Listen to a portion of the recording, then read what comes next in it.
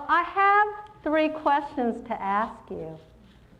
Is there some area of your life that you might want that's not serving your highest good and you might want changed? Is there an area of your life that you might want to tweak a little and redesign? Is there an area of your life that you might want to design? Well, that's what we're going to talk about today, how to do that. Because I think that life should be lived full out. Live like you want to live it, full out, and joyfully and lovingly. And so through this series that we're doing this week, we are going to talk about how to live full out and design a new way of living. I'm going to be talking today, August 9th, 23rd, and 30th on this, and then we are honored on the 17th to have Reverend Howard Caesar. So this book is, this series is from the book, A New Design for Living by Ernest Holmes. Some of you may have heard of Ernest Holmes. He is the founder for Center for Spiritual Living, which used to be called Science of Mind. And science and mind are very, very similar. I often say it's like being Presbyterian or Methodist. You can't tell the difference. We even have, we probably have more than one, but some of you may know Reverend Michael Gott, and he is actually ordained as a Center for Spiritual Living minister and a Unity minister. And so with our two, with Center for Spiritual Living and Unity, we do hold one foundation that we know is truth, that there is a higher source, a divine mind, and we can access that divine mind through our thoughts. Now, I use the term divine mind. I could be talking, I could be saying source, universe, energy, and the term that most people use is the term God. So why don't I use the term God all the time?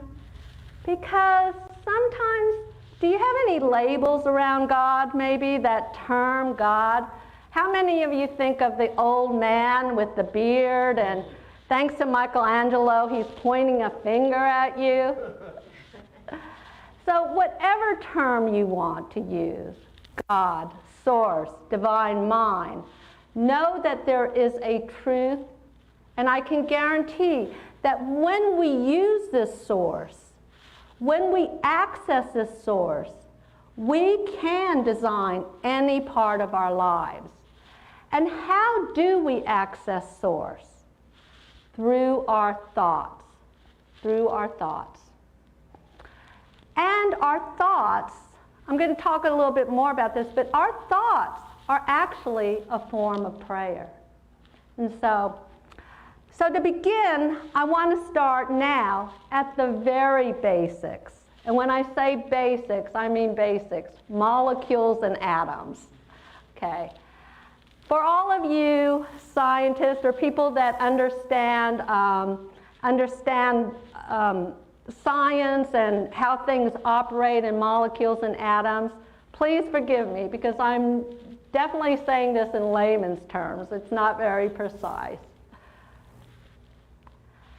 Did you know that the most accurate clock, the movement of it is not done through weights or springs? Okay. So when a molecule is activated by a certain amount of energy, it begins a vibration.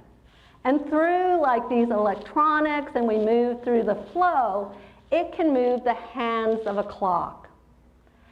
And this vibration of these molecules moves so accurately that it does not vary more than 1 second in 300,000 years. Wow, that is something. All of that in that molecule. Let's take a look at a snowflake. Beautiful, beautiful snowflake. Made out of a drop of water, 2 atoms of hydrogen and 1 of oxygen makes up that water. So how do we get that beautiful snowflake? Where is that snowflake coming from? And more importantly, you know, there are no 2 snowflakes that are alike. Now, I do have to question, how in the world did they figure out that there are no 2 snowflakes alike? But science is telling me that there's no 2 snowflakes alike. How many of you have been in the forest and seen hey, you guys out there on Facebook, you should be raising your hands if you're in the forest. So this is a picture of a sequoia tree. And did you know that the oldest sequoia tree is 3,266 years old? That is a very aged sequoia tree. And within the sequoia tree, there are rings. And each of these rings is for 1 year of life. 1 year. That's a lot of rings. And the sequoia tree begins from these little tiny seeds. So can you imagine that magnificence? Those little tiny seeds. And one of the biggest miracles, most spectacular miracles of nature is the birth of a baby. They start out with these 2 tiny cells that get together, and then they form hundreds and thousands of other cells, which become bone and skin and eyes and heartbeat, the birth of a baby. So what is it in these atoms and molecules that creates this essence of form? That's a very good question. Okay, I want to tell you a joke. So there were a bunch of scientists that got together, and they decided, hey, we don't need God anymore, you know. So they elected one of the scientists to say, will you go tell God that we don't need God anymore? So the scientist walks over, says, God, hey, we don't need you anymore. You know, we can clone people, and we can do all of those miraculous things that you've done. And you, God, you can just go get lost, you know. So God listened very kindly and patiently, and she's like, okay, let's have a man-making contest. And this scientist is like, yeah, I got this down. And she said, let's do it the way I did it when I created Adam. And he's like, okay. So he bends over and he reaches down and he grabs some dirt, and she says, no, no, no, you go get your own dirt. So the question is, what is it in that atom? What is it in that molecule, that directive force that makes the snowflake, that makes the sequoia tree, that puts those cells together and makes that baby? It is the divine mind. It is God. It is the creator. And what does that creator create? That creator creates us.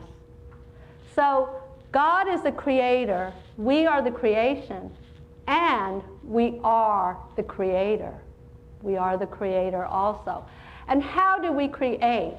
We create through our thoughts. Did you know that everything that is in existence now and will be in existence in the future has already been here? Okay?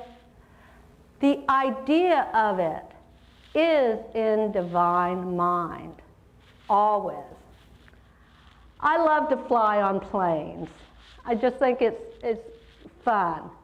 I like, you know, getting on it. I used to love eating on planes. That's gone away now.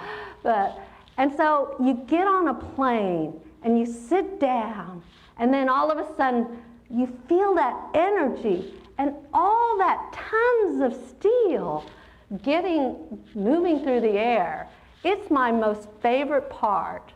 Okay? My most favorite part should be landing, but the rising is my most favorite part. And that plane has always existed in the idea of divine minds. And what did it take to bring it?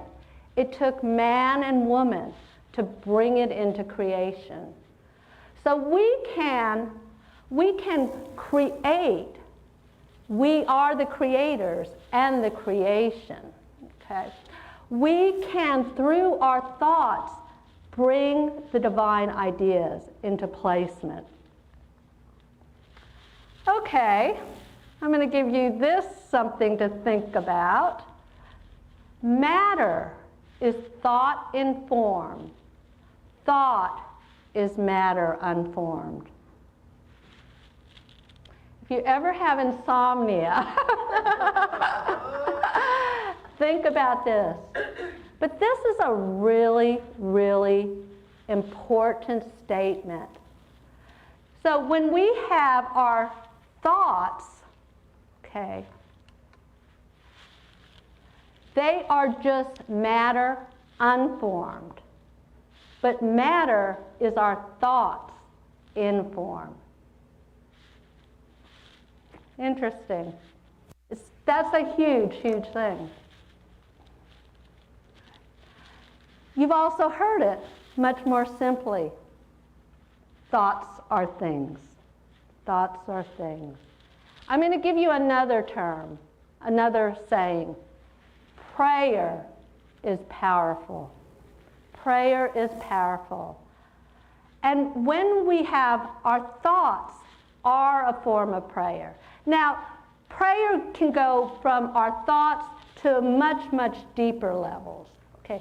So I'm not saying just our thoughts are prayer, but our thoughts are a form of prayer. And our thoughts are a time to connect with the divine. In unity, we have principle 3, which says, we are co-creators with God, creating reality through thoughts held in mind. Through thoughts held in mind. And so I would go even further with this, that it's through our thoughts, our emotions, and our feelings held in mind. That is how we co-create. In Charles Sherrington, I believe it's Charles Sherrington, yes. He was a Nobel laureate in the 1920s, and he said this line, the perceiving mind and the perceived world are both parts of one mind. The perceiving mind and the perceived world are both parts of one mind. I know, you can really, if you really settle into these statements, they can be powerful. So what this is saying to me is what my mind is thinking is becoming my experience because it is one mind. I believe that through prayer, all things are possible. Okay. Now, let's say we have an illness. Do we just pretend that we don't have the illness? No, we don't. But we do change our thoughts to what we want to experience. We acknowledge that we have this illness, but then we start thinking, what are my thoughts that I want to experience? Okay, I want to experience health. I want to experience wholeness. I want to feel and experience that running through my body. And so we start to think thoughts of that nature. And we start to be grateful for any areas of health and wholeness we have now. And then we start to think the thoughts that we want to experience. Now, are my prayers always manifested? You notice I didn't use the word answered because Are my prayers always manifested? They are manifested in the way that I think they should be. If all my prayers were answered, I'd probably be married a few more times. No, but if you have this prayer and you believe it and know it, it will be answered. If you pray for your highest good, pray for your highest good in any situation, okay? And believe that. Because through our thoughts, we are accessing a source. We are accessing divine mind. We are accessing a powerful source. So Joe and I were in Coeur d'Alene, Idaho, and there was a merry-go-round there. This merry-go-round actually was built in 1922. It went over to New York, and then they brought it back to Coeur d'Alene. I just thought that was a very interesting history. It's a very pretty merry-go-round. How many of you remember being on a merry-go-round, going round?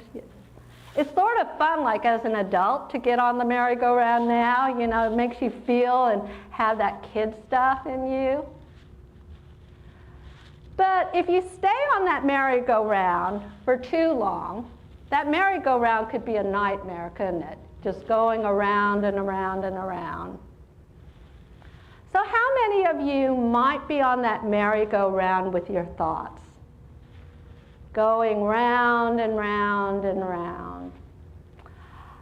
So let's say we're talking about finances, okay? How many of you might be going, how am I going, no money is coming in. I'm never going to get the job. I'm just all of those fear thoughts going round and round. So you might want to just get off of the merry-go-round. And what would that look like? What that would look like is, first, acknowledging that you are having the thoughts that are not serving your highest good. And then start thinking and feeling the thoughts that you want to experience. Knowing, well, first of all, you want to be grateful for every area of abundance that you have right now, okay? And then you want to start thinking the thoughts of that flow of abundance that is ever present here and now. Although we cannot see it with our five senses. That's the difference. But that abundance, that flow is here and now. And the more we start thinking thoughts of what we want to experience, what happens? The more we experience those. Now, is this easy? No. It sounds, you know, and I'm making it sound easy now. No, it's difficult sometimes when you're in that place.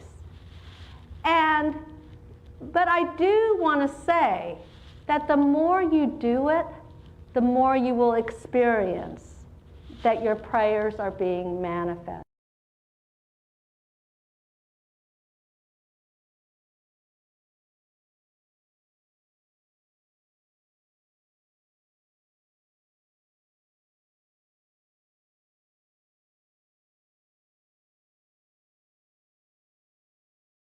You really have to go back to what is your belief system? What is deep, deep within there?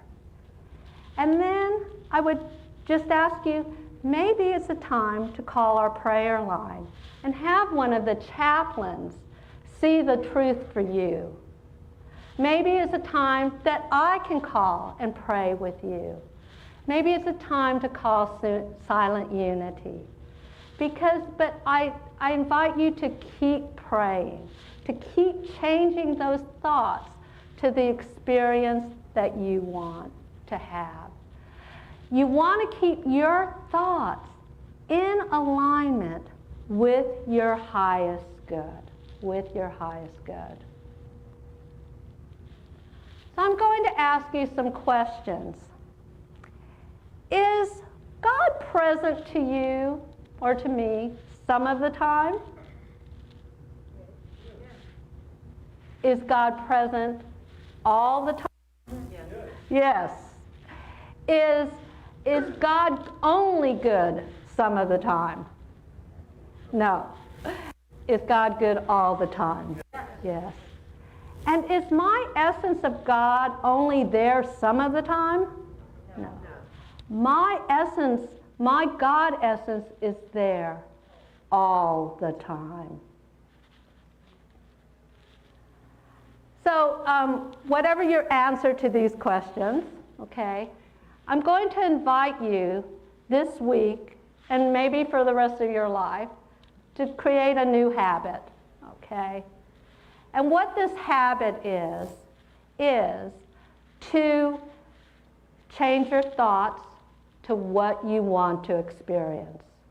Okay. So when you're having thoughts that you don't want to experience, acknowledge, I'm having this negative thought. Do I want to experience it?